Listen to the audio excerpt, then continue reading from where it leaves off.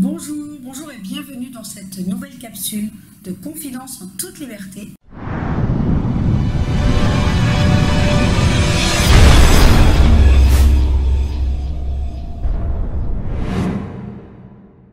Aujourd'hui, j'ai le plaisir d'être en compagnie de Madame Liliane Boyer. Bonjour Madame Boyer. Alors Madame Boyer, pour ceux qui ne la connaîtraient pas encore, eh bien, est Madame le maire du Muy depuis 2008, depuis 10 ans déjà. Oui. Vous êtes également présidente vice-présidente, Vice-présidente de de la communauté d'agglomération brassénoise. Voilà. Vous êtes un petit peu. Eh ben c'est gentil. Voilà. Comme ça, c'est parfait. Et puis présidente du CEF depuis fin septembre 2017. Vous êtes une femme épanouie dans votre travail. Tout à fait. Vous êtes également maman de 2 enfants et l'heureuse mamie de 3 petits-enfants. Et je crois que vous partagez beaucoup d'amour avec eux. Oui, c'est une chose, c'est en vieillissant qu'on s'aperçoit qu'on a le cœur plus tendre. Joli, c'est joli. Alors Madame Boyer, est-ce que vous avez une anecdote, un moment qui a déclenché votre envie peut-être de vous lancer en tant que maire de la commune du Muy? Non, je pense que c'est le destin.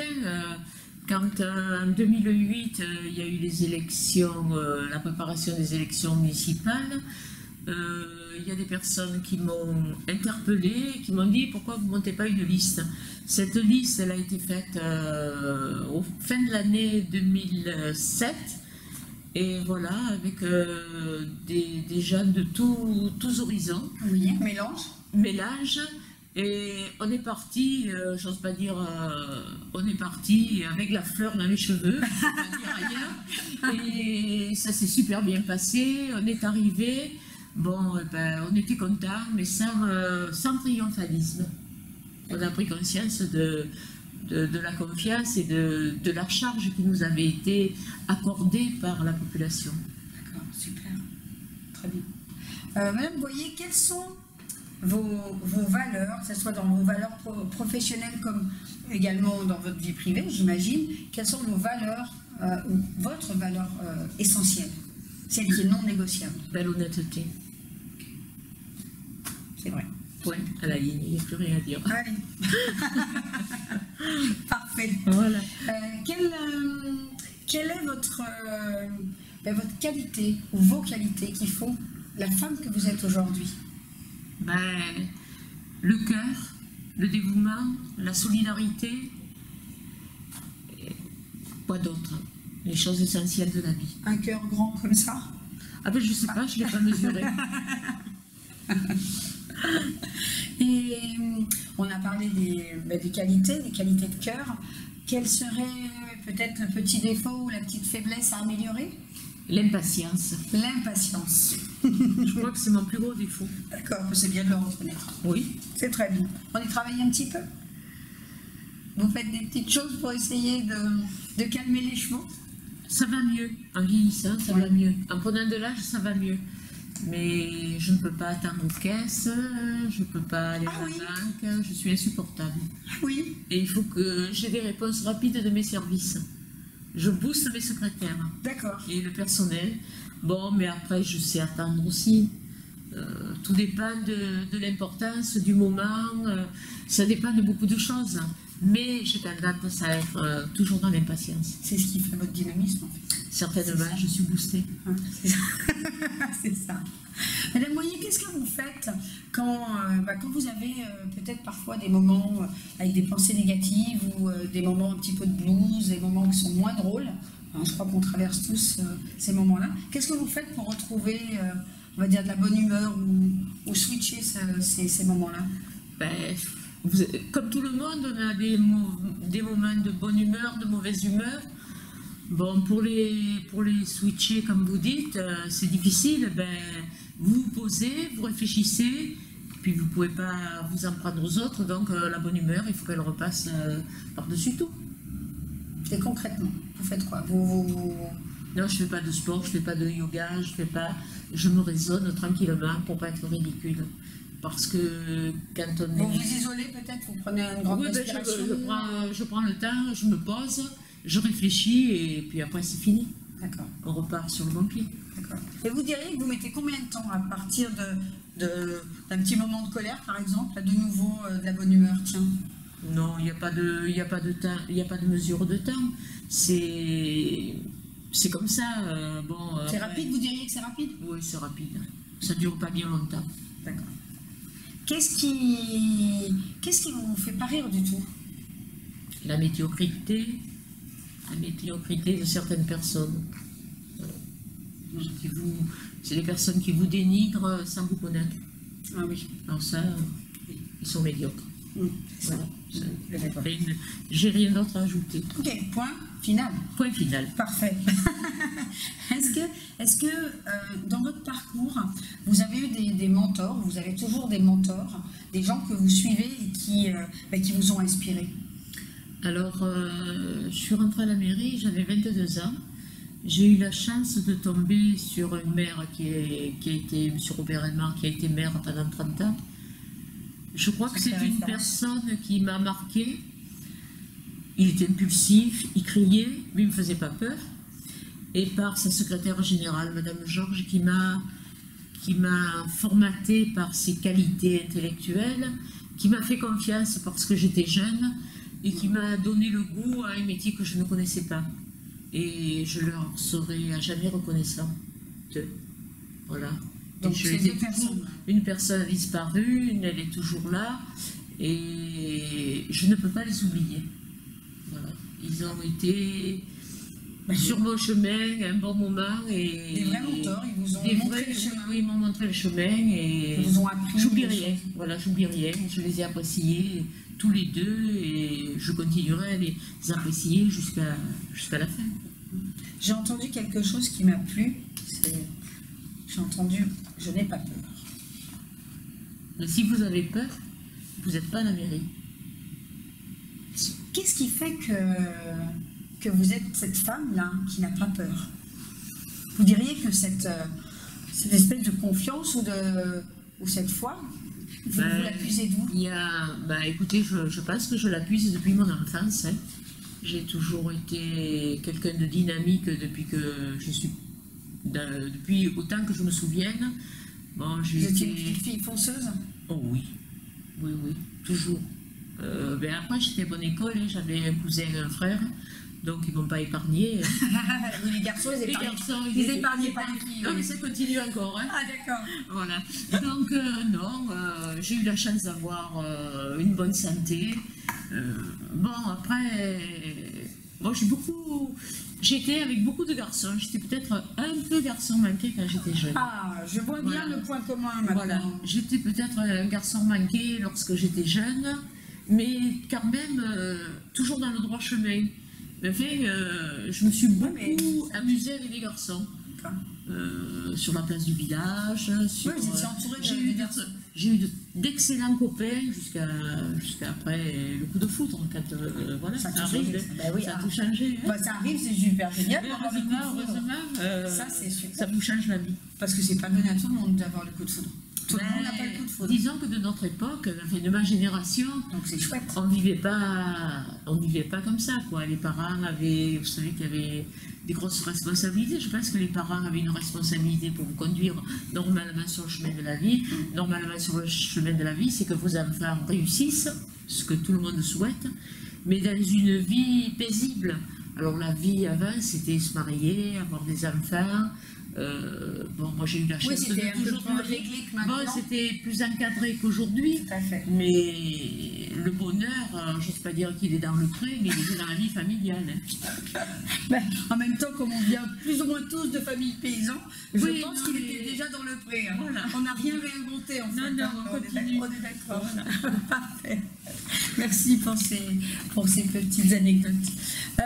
Madame, voyez, si vous aviez un livre à recommander aux gens qui nous regardent, qui vous a, vous en tout cas, apporté beaucoup, ce serait lequel?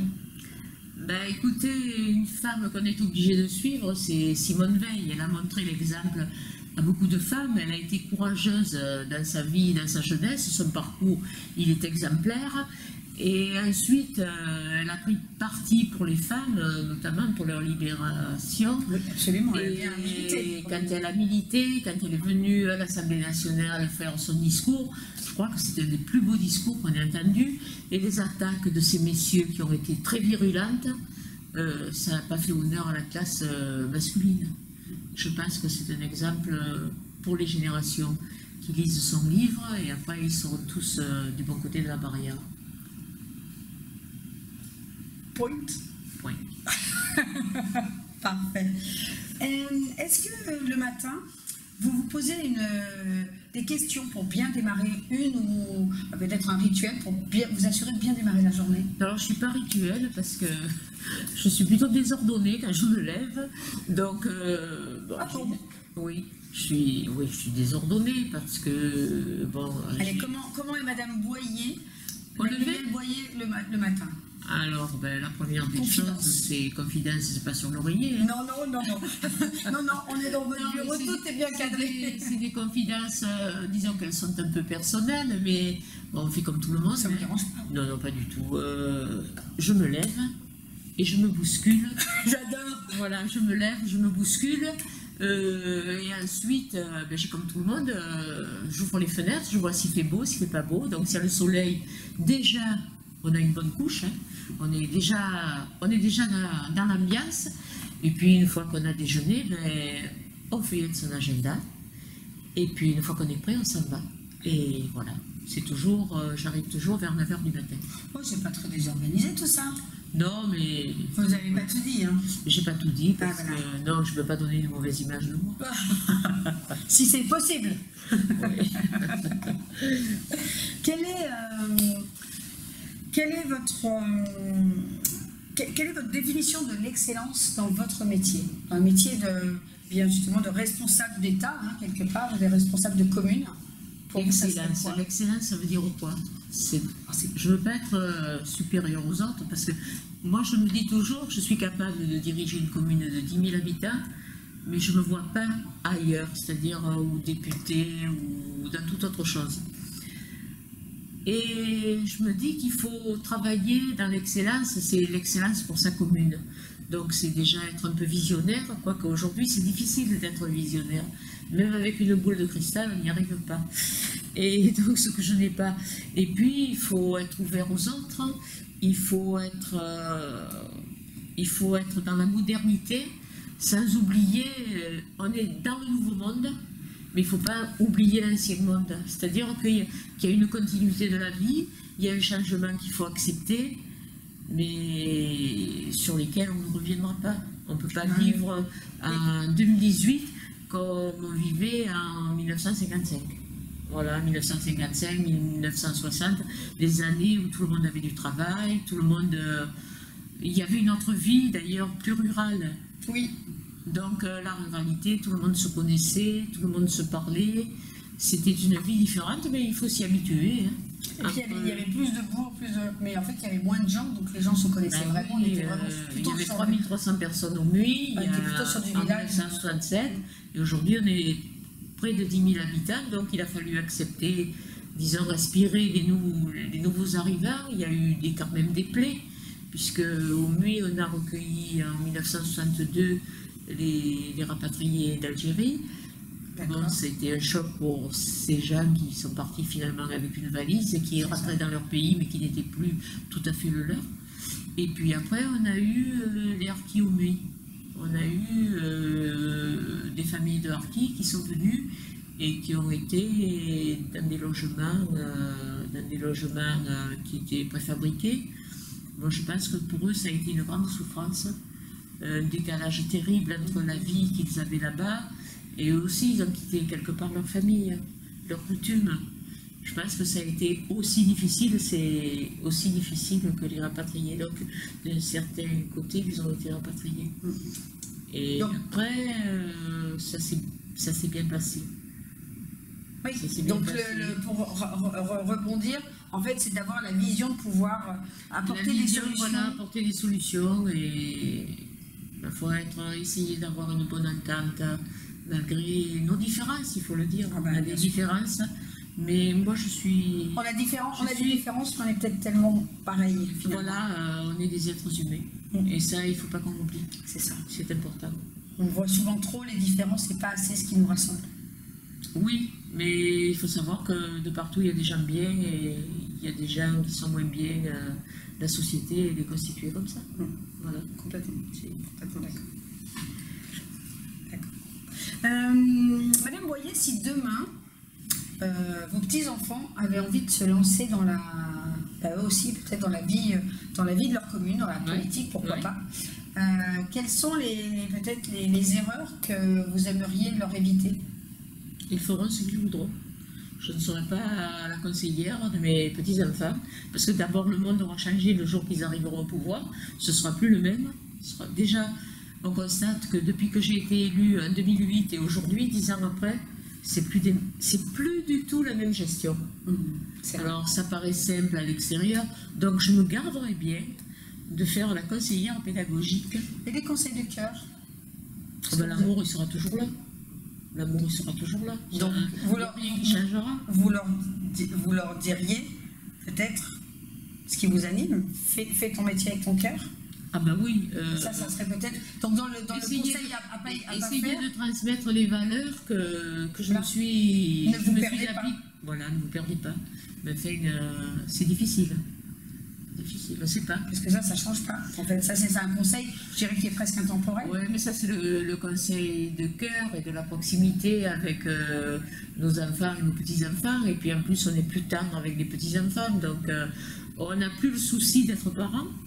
Donc, c'est leurs parents qui ont pris le relais. Ah bah oui, et moi, je suis le complément pour leur amener, essayer de leur amener une vie meilleure. Est-ce que si vous deviez tout recommencer, je sais, est-ce qu'il y aurait une erreur ou quelque chose que vous referiez? Peut-être pas une erreur, mais quelque chose que vous referiez sciemment? Je vois pas trop ce que je pourrais vous dire. Ce que je regrette un peu, c'est de ne pas avoir vu, parmi les personnes que j'ai perdues, ma maman et mon mari, je n'ai pas vu qu'ils étaient malades à un moment, à un temps T. Bon, je l'ai vu dans certaines personnes dans mon entourage, je disais, ah, celui-là, il n'est pas bien, celui-là, à des amis proches, je demandais, est-ce que ton papa, je le trouvais pas bien aujourd'hui. Je me suis plus offusquée des autres que ce que je me suis penchée chez moi. Bon, c'est peut-être dans ma famille, donc c'est pas un regret, c'est un regret, c'est peut-être un manque d'attention, parce que j'avais trop confiance, je pensais toujours qu'il serait là. Donc je ne pouvais pas m'imaginer, voilà, on ne s'imagine pas que les gens que vous aimez, ils vont vous quitter. Ça, je crois que c'est dans la nature de tout le monde, c'est pas une chose envisageable. Je dirais presque heureusement, parce que si on vit... Ah ben oui, il faut pas... Si on vit avec en imaginant la peur qu'on va perdre il ne faut pas vivre dans la peur. Non, mais c'est insupportable. Mais d'un côté, voilà, peut-être le petit truc... Il y a des choses qui transparaissent, alors des fois, on ne peut pas le dire. Mais ça laisse quand même...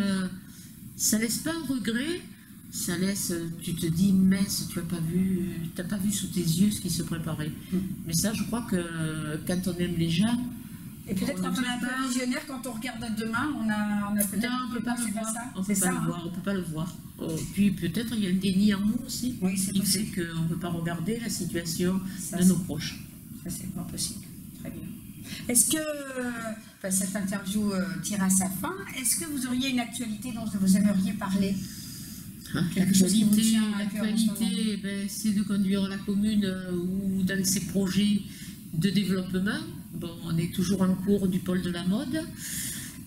Bon, je sais que ça hérisse pas mal de communes alentour. On me dit que j'ai tort, mais je pense que c'est le devenir de tout un territoire, puisque, quoi qu'on en dise, le petit commerce, malgré tout ce qu'on va y injecter, il y a des gens qui retourneront. Est-ce qu'ils vont retourner vers les petites épiceries, vers les petits commerces. Nous, on a la chance encore d'avoir boulangerie, épicerie. Ils s'appellent les petits commerces de proximité. On a la chance surtout d'avoir le marché les jeudis et dimanches, où les gens se retrouvent encore. C'est un lieu de rencontre. Après, il y a des projets qui seront pour l'avenir. Là, on a pratiquement bouclé nos opérations qu'on avait promis dans le mandat de 2014-2020. Après, voilà, on est pratiquement au bout. On a réalisé en cours de route d'autres projets qui sont venus se greffer sur des acquisitions dont on ne pensait pas les réaliser et qui sont venus vers nous, qui sont venus à nous par la force des choses, et on a trouvé les moyens de pouvoir y répondre. Alors le plus important, c'est le devenir de la commune, c'est l'avenir de nos enfants. On a de bons établissements scolaires, on a un lycée, un collège très bien tenu et un lycée d'exception. Alors je pense que la commune, elle a tous les atouts pour réussir, et pour peu qu'on nous donne un petit coup de main au niveau de la communauté d'agglomération dracénoise. Ça c'est fait. Ça c'est fait, le petit message. Voilà, c'est le petit message. Voilà. Et il n'est pas trop subliminal, celui-là, on l'a bien entendu. Voilà. Et je pense que le territoire a un bel avenir et que la commune jouera pleinement son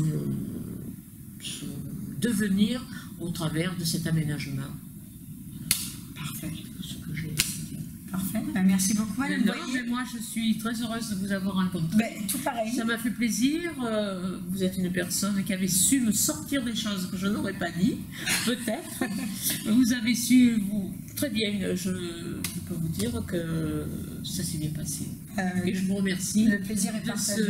De ce bon moment que nous avons passé ensemble. Le plaisir est vraiment partagé. Merci beaucoup. Allez. Alors, quant à nous, eh bien, on se retrouve dans une prochaine capsule de Confidence en toute liberté. Vous pouvez retrouver les actualités de la mairie sur le site de la ville que je mettrai en lien sous cette vidéo. Et puis, vous pouvez me retrouver sur ma page Facebook.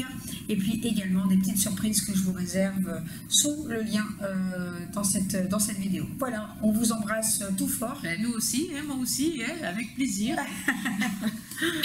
Ciao, ciao. Allez, bye bye.